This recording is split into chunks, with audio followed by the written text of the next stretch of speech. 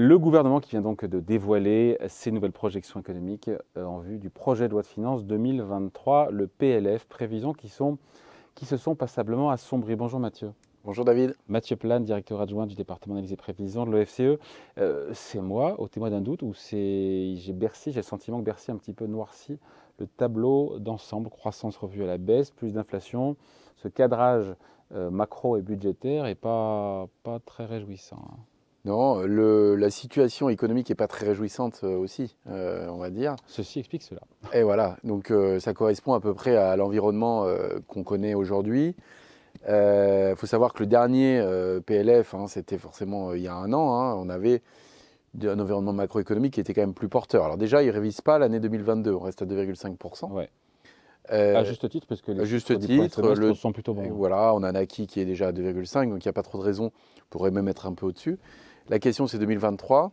Sauf si on tombe en récession technique au 4e trimestre. Ce que de plus en plus d'économistes nous disent. Alors, ouais, ça ne suffirait même pas, il faudrait le 3e et une partie du 4e, mais bon, enfin, ouais. bon, on y sera. On y sera. Enfin, sauf révision, sauf événement très particulier. Pinailler. Voilà. 2,5 n'est pas trop discutable. C'est 2023, effectivement, c'est une révision forte. Révision de 1,4% à 1%. 1%, sachant que même aujourd'hui, le 1% peut être vu comme une fourchette haute oui. au regard du contexte international. Bien sûr, en premier élément, l'impact de la guerre en Ukraine et les effets sur les prix de l'énergie, la remontée des taux d'intérêt et la vitesse de remontée des taux d'intérêt, les réponses budgétaires. Là, on va voir dans le PLF, ce qu'il y a le calibrage du bouclier tarifaire qui est très important.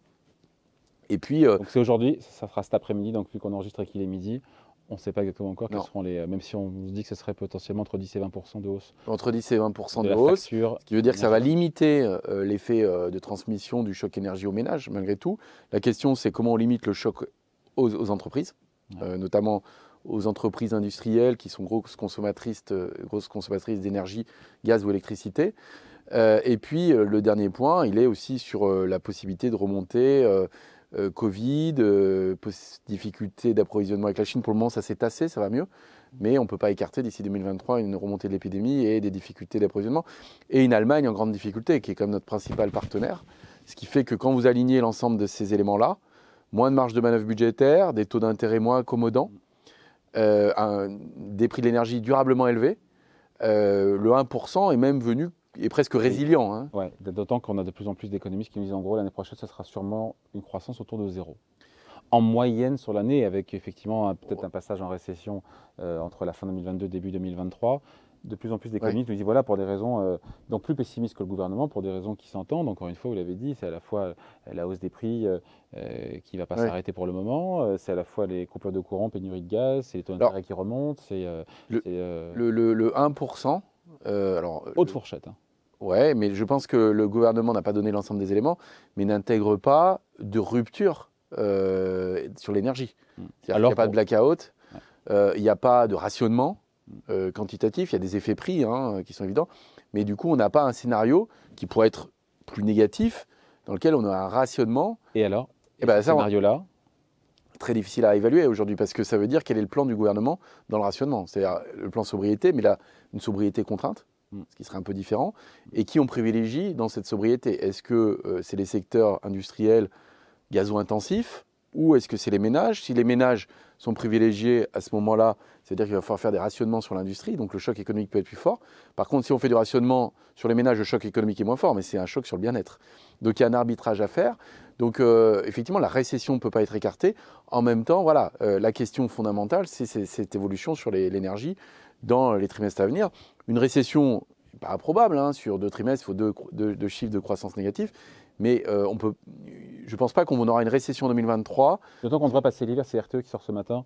Enfin, je crois que ça a fuité, comme quoi on devrait pouvoir passer a priori l'hiver en matière d'énergie. Matière d'énergie, parce qu'on a restocké quand même beaucoup.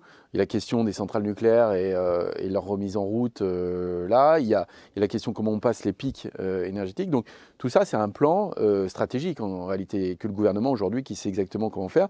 Et puis il y a la question de comment vous compenser le choc énergie pour les entreprises. Ça, c'est quand même très important. On n'en sait pas assez, ça? Non, on n'en sait pas assez parce que elles ne peuvent pas, pour certaines, répercuter intégralement la facture, ou certaines arrêtent de produire, ça devient plus rentable, quoi. Donc la question, c'est même le risque de secteur industriel où on pourrait avoir possiblement des dépôts de bilan si on reste durablement dans cette situation. Parce que le problème, c'est qu'on n'est pas dans une situation provisoire. C'est-à-dire que clairement, des prix élevés de l'énergie vont se maintenir. Alors un peu moins sur le pétrole, mais on peut imaginer que sur le gaz et l'électricité, ça va être quand même assez durable. Donc il faut une stratégie d'accompagnement face à ça, qui coûte cher aussi. Donc il y a la question des finances publiques. Ouais, on va en parler. Et y compris la remontée des taux, donc du coup qui va aussi peser sur les charges d'intérêt. Oui, avec l'inflation qui est revue à la hausse, un point de plus prévu pour l'an prochain, on passe de 3,2%, c'est une projection à 4,2% d'inflation en moyenne sur 2023, et pas de reflux, nous dit le gouvernement, avant courant 2023. J'aime le côté précis du courant 2023. Oui, quand tu fais des prévisions, ce qu'on voit, c'est que s'il y a du courant. Voilà, si tout va bien, s'il y a du courant, mais c'est bien ce qu'on craint. Mais là, c'est le courant. Effectivement, je pense que ça va être que globalement, on va rester avec une inflation élevée jusqu'au début 2023, pour une raison assez simple aussi, parce qu'on encaisse encore le choc énergie, que la baisse du bouclier tarifaire va créer un nouveau choc en fait inflationniste pour les ménages qui paieront un peu plus cher. Enfin, quand vous dites baisse du bouclier tarifaire, c'est un bouclier qui est moins protecteur. Voilà. Ça veut dire qu'il protège toujours, mais comme il protège moins, vous encaissez une petite hausse des prix que vous n'aviez pas eu jusqu'à présent. Et donc 2023, vous devez avoir, à mon avis, vous atteindrez un pic assez proche de 7%. Et à partir de là, c'est-à-dire à partir du deuxième trimestre 2023, selon les hypothèses énergie, parce qu'on considère qu'il n'y a pas une boucle prix-salaire parfaite, c'est-à-dire que les salaires augmentent, c'est-à-dire qu'il y a une baisse de pouvoir d'achat pour les salariés, mais que les salaires augmentent moins vite que les prix, et s'il y a une stabilité des prix d'énergie, progressivement, vous reconvergez vers une inflation qui est plus proche de 3%. Mais ça veut dire que ça prend du temps. Oui, mais en même temps, en moyenne, qui sera de 4,2%. Oui, non, mais en moyenne, 4,2%. c'est fin d'année, vous êtes vers 3%, mais vous partez de 7. C'est-à-dire que vous passez de 7 à 3, et la moyenne peut être même peut-être plus proche de 4,5. C'est pas un scénario rose, ça? C'est un scénario assez rose parce qu'on n'est pas dans un scénario catastrophe. C'est un scénario qui n'est pas catastrophe. En même temps, c'est vrai qu'il y a quand même des éléments aussi d'épargne qui restent assez importantes. Donc les ménages, finalement, il y a des situations très difficiles, mais il y a aussi des ménages qui ont quand même accumulé pas mal d'épargne. Il y a toujours cette épargne. Ça fait 2 ans qu'on en parle quand même. Oui, mais ça fait 2 ans qu'on ne revient pas au niveau d'épargne en crise. Et là, même si vous regardez les prévisions, le revenu des ménages au second semestre va augmenter de façon significative avec les revalorisations, la hausse de 4% des prestations, de l'indice de fonction publique, la hausse du SMIC. Tous ces éléments-là participent, la suppression de la contribution audiovisuelle publique, la baisse de la taxe d'habitation. Il y a quand même un certain nombre d'éléments qui soutiennent le revenu des ménages, mais une consommation qui est affaissée, qui ne reprend pas complètement. Et donc, ça veut dire qu'on pourra avoir des éléments un peu plus positifs sur la consommation. Mais par contre, il y a une inquiétude, c'est clairement l'environnement international, c'est les incertitudes que ça peut créer, c'est l'investissement. Donc l'investissement a très bien résisté jusqu'à présent.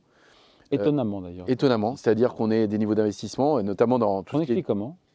Alors d'abord parce que finalement la situation globale des entreprises financièrement est plutôt bien tenue par les compensations qu'il y a eu, et on voit que les marges sont restées quand même assez élevées, qu'on a eu des PGE, donc il y a eu de la liquidité. Et donc il y a eu pas mal d'investissements, et l'investissement aussi dans un choc sectoriel où il y a eu peut-être une accélération du modèle, la transformation, et on voit qu'il y a beaucoup d'investissements dans le digital, typiquement. Par contre, vous avez une grosse baisse de l'investissement dans tout ce qui va être tout ce qui est matériel de transport, les avions, les automobiles, etc. Mais la question, c'est que là, on a mangé un peu notre pain blanc sur le côté investissement, et que le retournement conjoncturel, en tout cas ce qui se passe, fait que les entreprises peuvent se retrouver face avec des surcapacités, même de production. Sur fond de facture énergétique. Sur fond de facture énergétique. Et donc, dire c'est pas le moment d'investir avec des taux qui remontent. Ouais. Et donc, le risque, c'est qu'effectivement, l'investissement qui tenait bien la route puisse se réduire avec, en plus, une prudence des ménages. Donc, voilà. Une croissance nulle en 2023, ça reste un scénario plus que plausible. On ne peut pas l'écarter. Je ne le mettrai pas en scénario central. Ça serait quand même un choc quand même très négatif, parce que pas oublier qu'il y a encore des mesures budgétaires importantes d'accompagnement. Il y a aussi la baisse d'impôt sur la production. Mais il n'y aura pas d'acquis de croissance en 2023. Mais il y aura très peu d'acquis de croissance. Ça veut dire qu'on aurait une croissance totalement flat et qu'on ne récupère pas du tout les pertes passées. C'est-à-dire que normalement, on avait un scénario, si on se souvient de fin 2021, de reprise assez dynamique qui compensait le choc Covid. Donc là, on ne compenserait pas et on resterait sur quelque chose de stagnant.